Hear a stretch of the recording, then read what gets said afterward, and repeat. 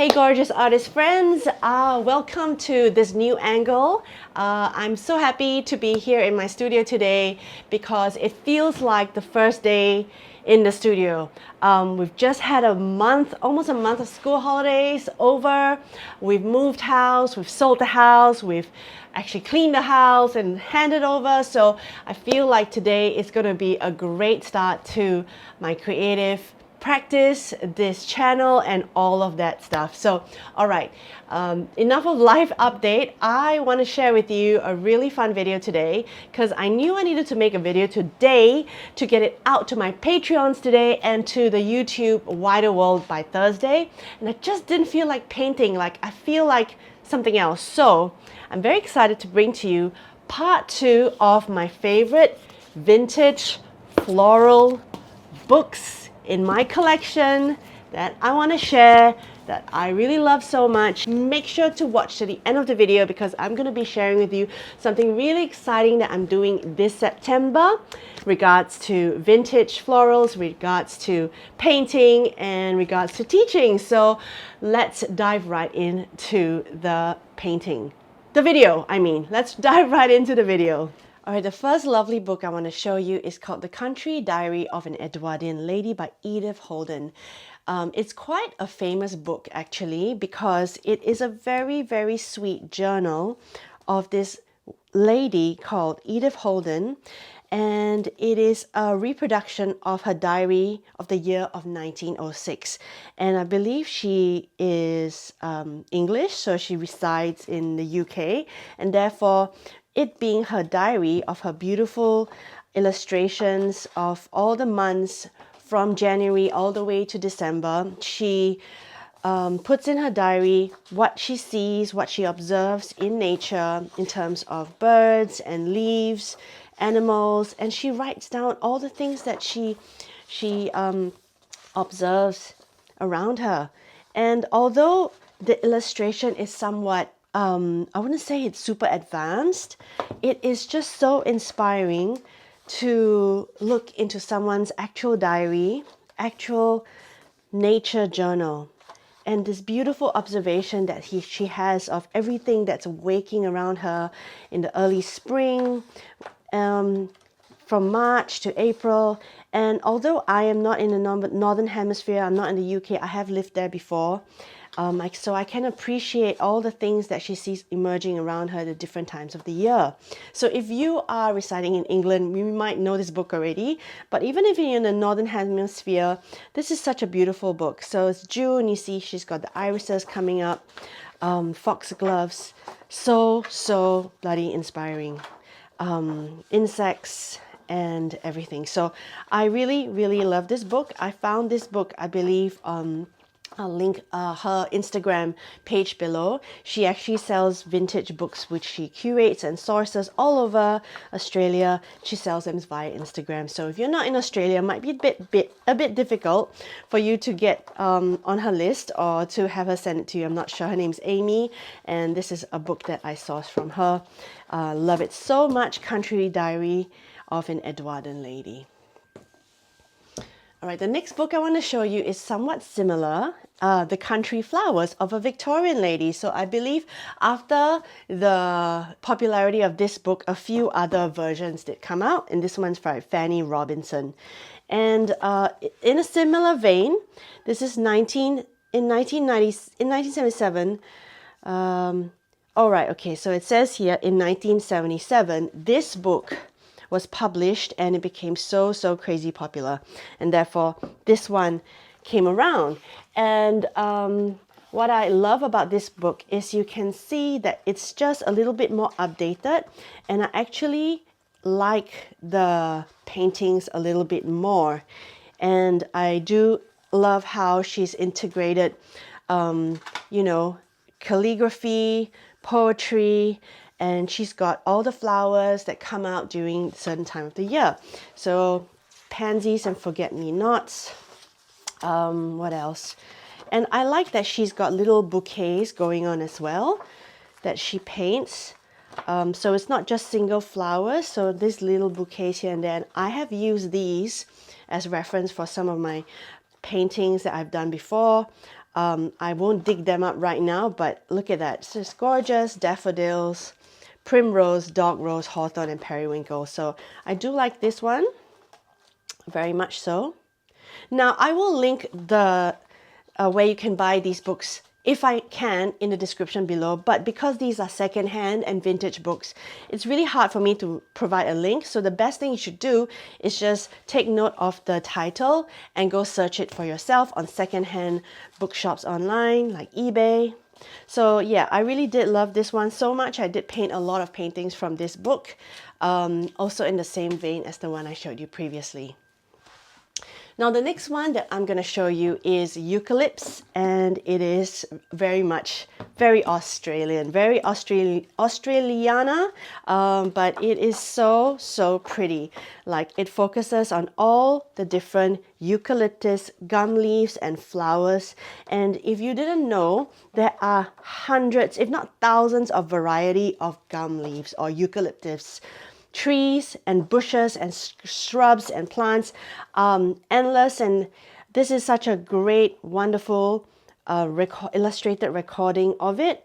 And I can imagine myself just spending hours painting every single one, because there's just so much variety and difference. You know, gum leaves and eucalyptus leaves are so popular now all over the world. It's such a great book to have. Now, I need to return this to the library soon, so I might need to go online to find myself a copy. So this is Eucalypts by Stan Kelly. So good. The next one is also another Australian one. So this is an Outback Where the Wildflowers Bloom, an Artist's Outback Journey. This one is mine. I do own it, and I think I actually got it from a charity shop here, or an op shop in Australia. So this one, simply sublime, stunning, gorgeous. I mean, even if you don't like painting, just getting this, cutting it up, framing it, putting up in your wall, so simple and stunning. I just love that minimalist kind of you know, energy from his paintings, or this collection of paintings by Margaret Margaret Connel. Such a beautiful vibe. Like, look at all that negative space. Such a beautiful book to flip through. I cannot even. All these vintage books just get me so excited and creative and very inspired. Like, even just this gum leaf flowers one in the start. All right, so this is called Where the Wildflowers Bloom. All right, this is the last Australian one that I'm going to show you, and it's called Australian Wildflowers. Like, simply beautiful book. Also is from the little Yara Steiner, and this is by Patricia Weare. Same. It's really just like a recording of all the beautiful wildflowers that you can find here in Australia.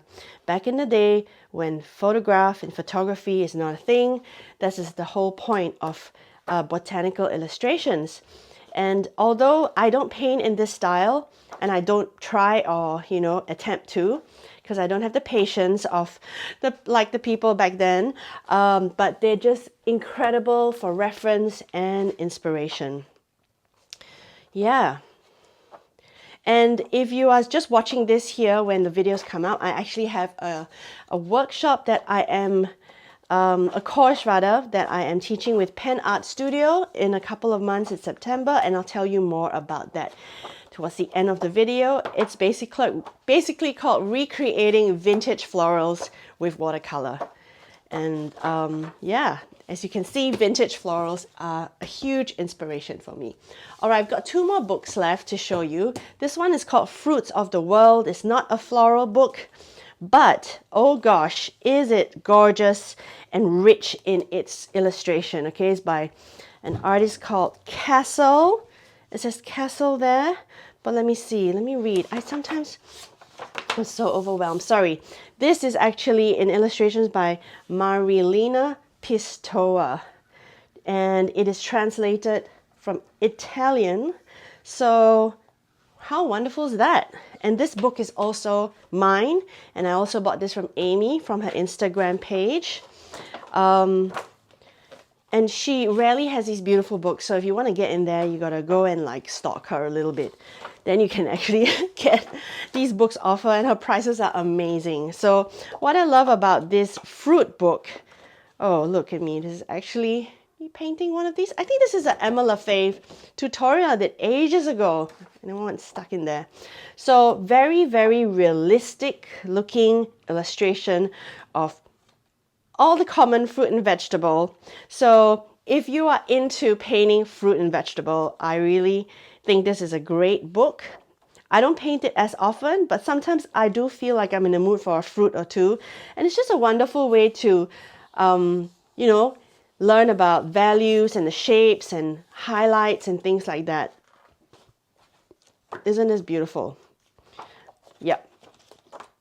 Oh, I need to flip through this a lot more. Like they even get all the way to tropical stuff. So yep, this one's called Fruits of the World.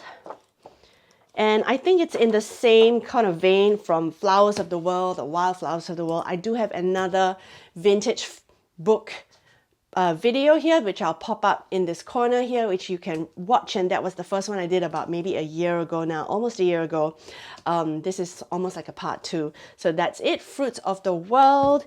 Finally, last but not least, I've kept the nicest one to the last, and it's called P.J. Redoute, Pierre Joseph Redoute, his Roses. Okay, so this one I scored from my kids' school fair 2 years ago when they did like a little vintage secondhand shop, and I saw it for $15 and I'm like, I'm grabbing it. So if you don't know already, I'm a big fan of Redoute, and he is a very prolific botanical artist from ages and ages ago. Well, not 2 ages ago. I'm really terrible at being specific, but a while ago, right? And I actually have his main book, which is called Book of Flowers. I am trying to grab it from my shelf right now. All right, there we go. This one. I actually have his actual book, as in the bigger book called the Book of Flowers. And in the Book of Flowers, I also had reviewed this in another video. It has this section about roses. So this book has a combination of different chapters, and the roses ones are in here. So I actually do technically have this book already, but this one is just a bigger version of it. And it's, as you can see, huge, and it's all his gorgeous roses. Oh, so beautiful. What I love about his roses are that it's realistic, but it's just got so much energy, right? Like, can you tell how crestfallen this rose is? It is so beautifully captured in this realistic form, but so much character, so much personality. All the leaves in its different hues, all the thorns showing its spikes, showing its character, and very detailed in the sense he's very, he looks at the specific variety and he paints them to specificity of each variety.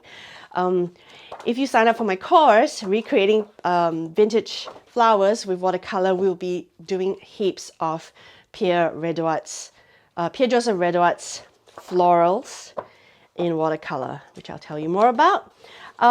Yeah, so this was the final book, and like I said again, you know, books are such an amazing, wonderful inspiration.